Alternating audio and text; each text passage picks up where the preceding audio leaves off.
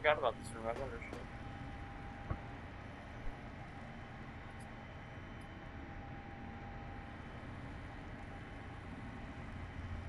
Alright, I'm looking it up.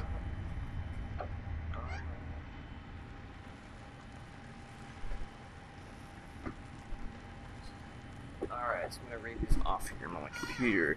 Gabriel's Bark. This is an energy weapons pistol with a bonus damage against robots and power armor wearers, as well as a unique critical strike knockback effect.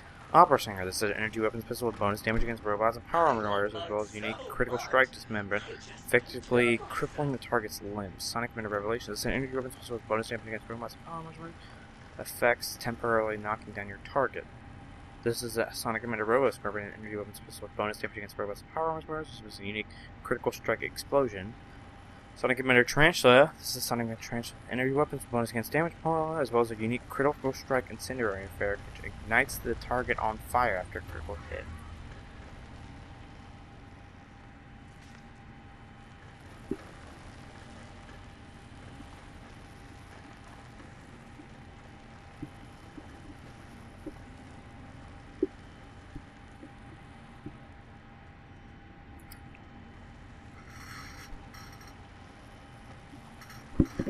Alright, so I mean, I guess I should try one of them.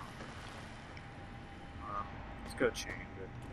Because they all pretty much do the same thing. I probably won't use the weapon much, but I should at least do it once. Let's go Tarantula. Let's light some bitches on fire. Alright, what else do we have left? Hopefully it's everything. Alright, all we have to do is do this. You require some... Ooh, basic physical exam. Ooh. Yeah, baby. Yeah, baby. You require some additional... Swap body parts. Your heart is back in your body, but some advanced technologies remain. You are less resistant to poison.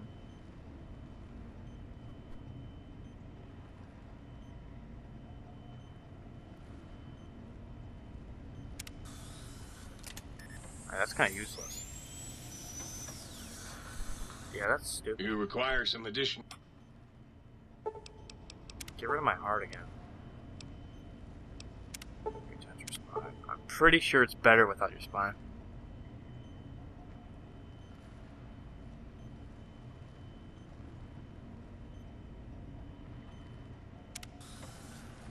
Oh, that's better with the spine.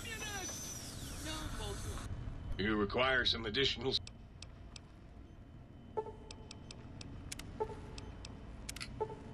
Oh no, oh, damn it, I want... Damn it, no, oh. I want the spine, but I don't want the heart. You require some additional...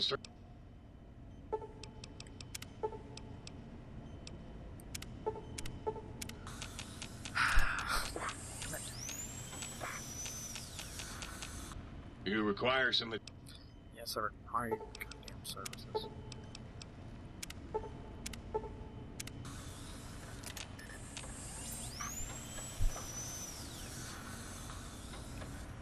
You require some... I like the poison resistance, and the healing thing doesn't seem that cool. What impacts are 10 plus canvas or damage, increase speed while crouched. That actually seems useful.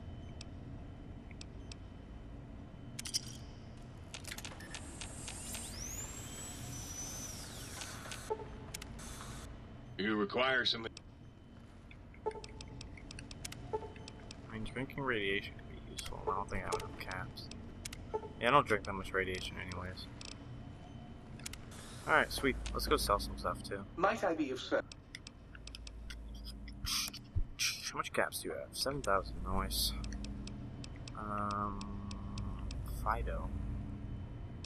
Does that just replace my thing? I guess it does. Did I make a new one? Do I still have my dog one? I don't. That was weird. Weird. Those. Hang on to some of those, I guess. I guess I should hang on to the layers too. They're kind of useful for repairing. Actually, let's check my chat. I'm pretty sure I have put everything in a footlocker. Oh, wrong room. Wrong Here we go. It's either this one or the chest. Yeah, it's probably this one. Damn, how am I gonna walk everything out of here? I forgot about this. I guess I'm gonna have to show that off. Remnants power. I left this in here? Why? Why was I using this? Probably because I didn't want to be a book. I have 20 blank books in here. What the hell? Let's see what's in here. A lot of shit. Holy shit. God damn, this is like 200 pounds right here.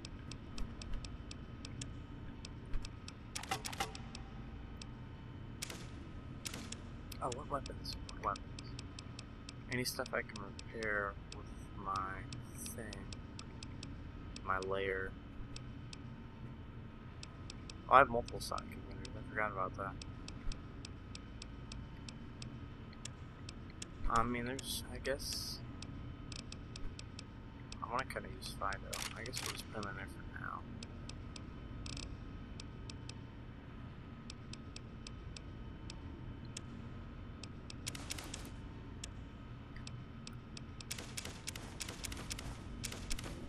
$24 blank books, really? I need one more. That's so stupid. Alright. Let's go do what's left.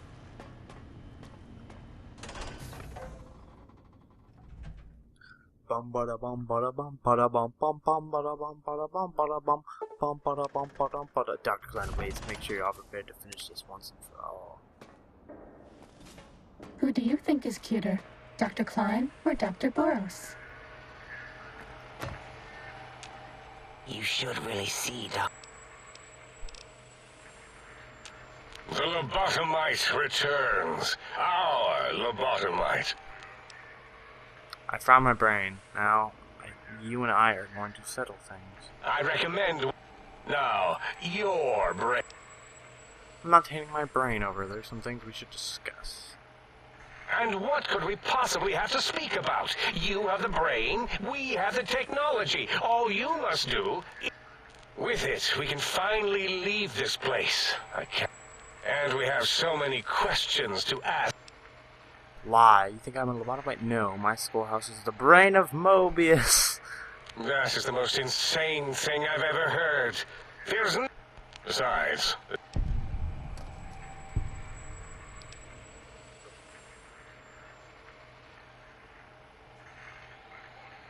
You speak the truth. And the decibel variation in your voice. It is Mobius. Like, my name is Mobius. How dare...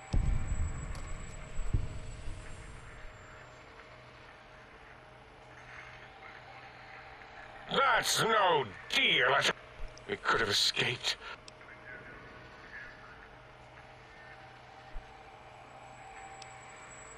Free. Very well. Yay.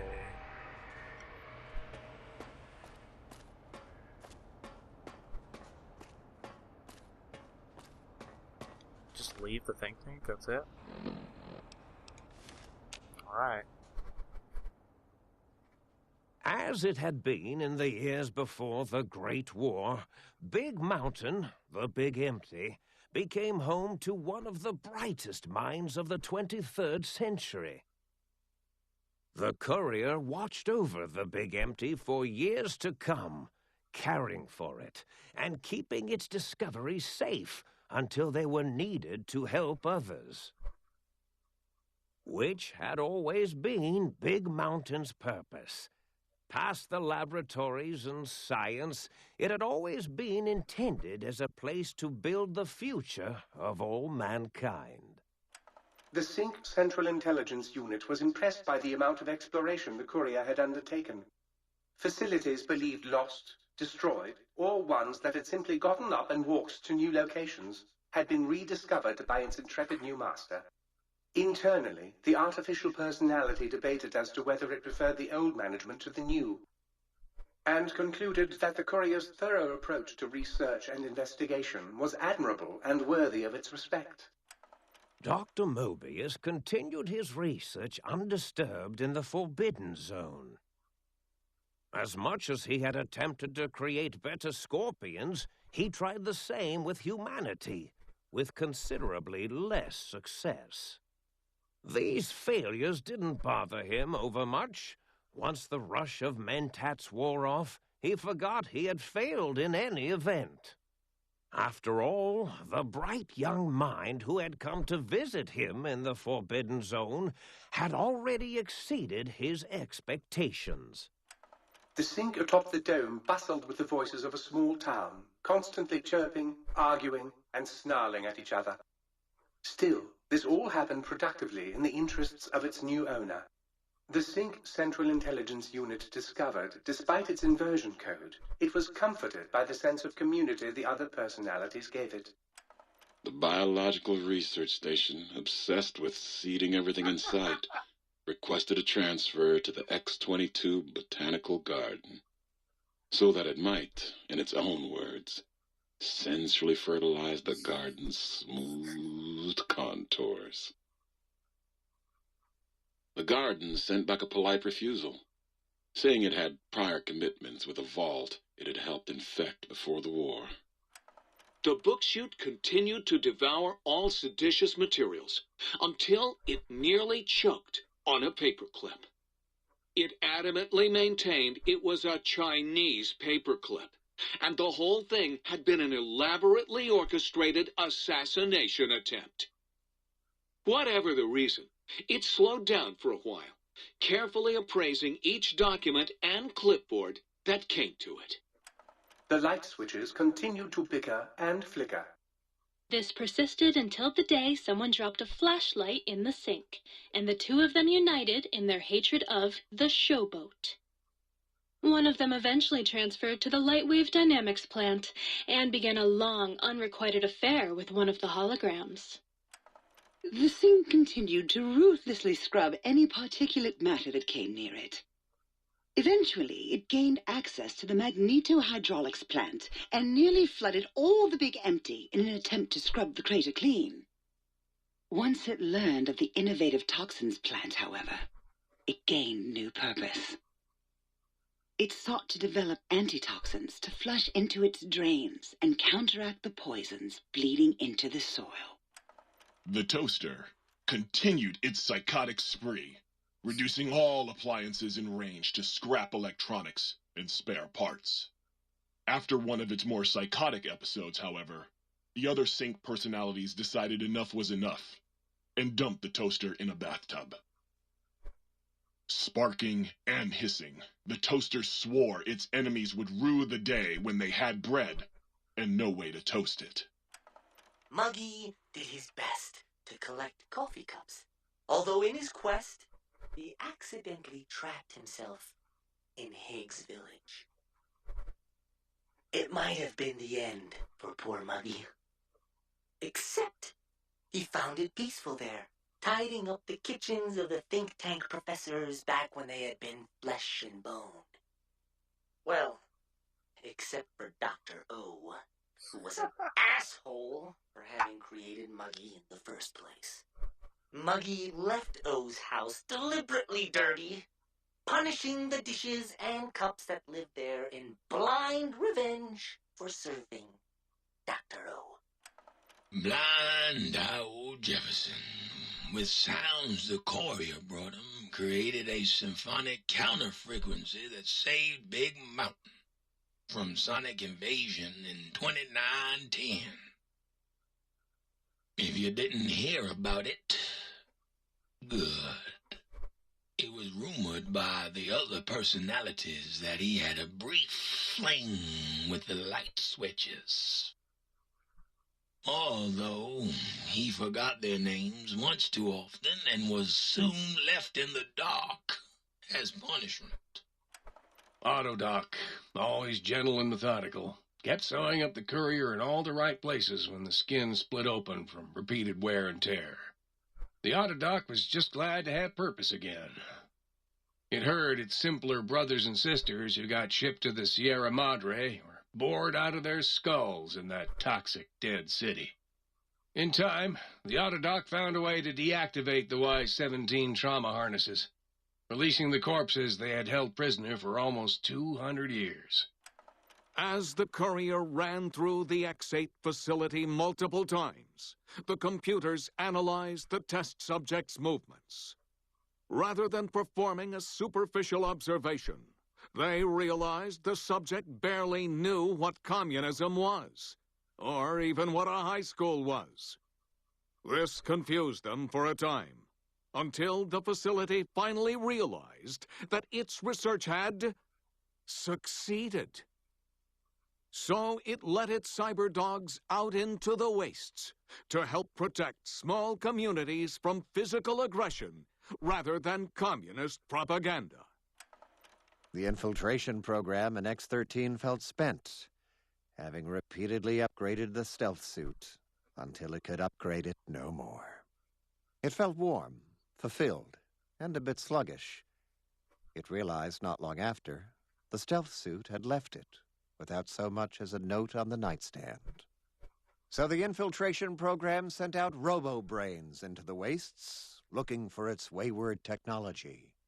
It eventually found Repcon HQ and set up a new research center, testing and murdering fiends who kept breaking into the facility.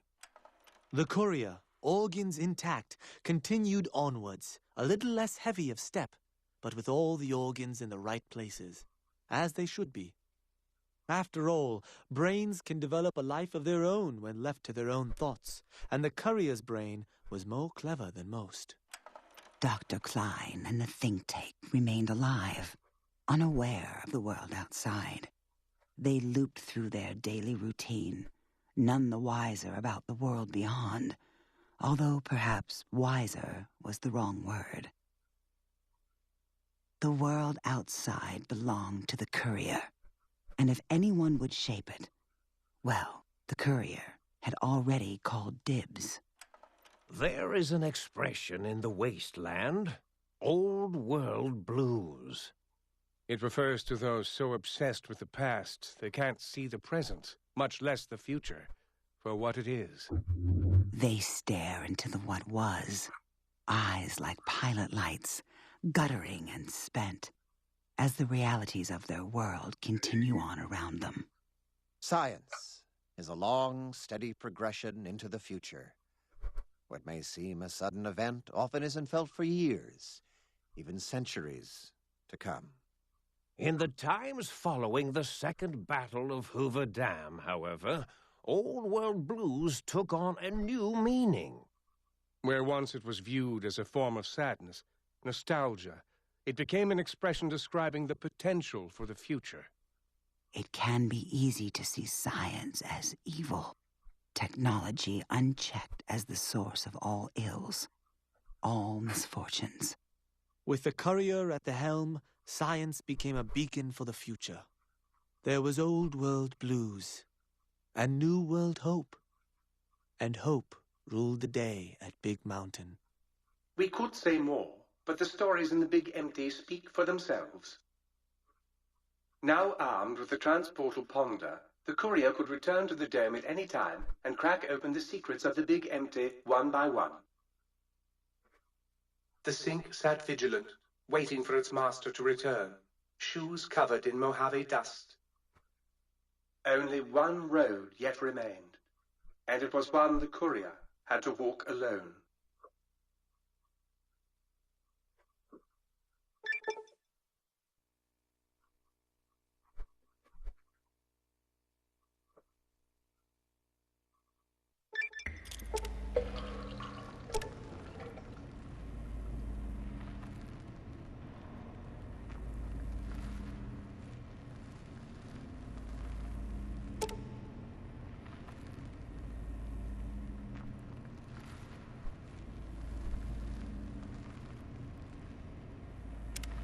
Huzzah, sir!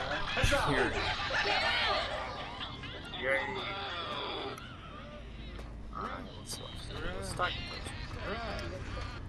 With the brains dealt with, soon we can spread our rule across the Mojave. All will eat burned toast in despair.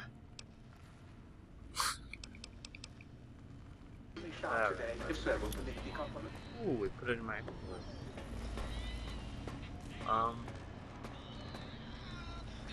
I guess that's everything there was to do here. Like, Greetings, citizen. Make a book. No.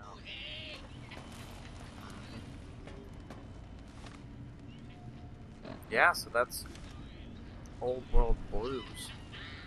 So this thing will let us come back, so I'm gonna go empty off all the stuff we have in our inventory now in the Lucky 38. Then I gotta come back and get all the stuff that I left in that footlocker, because all the stuff will stay here. It's not like the stuff's going anywhere, because we can come back. There's other DLCs where you can never come back, which kind of sucks, but I like this one because you can come back. I think that's cool. Alright, so you just shoot it and the magic loading screen pops up. Takes you back.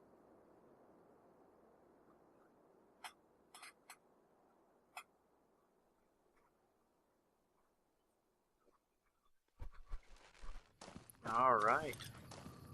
Old World Blues, everybody. God damn, it feels good to be back. Back. Feels good. Be back.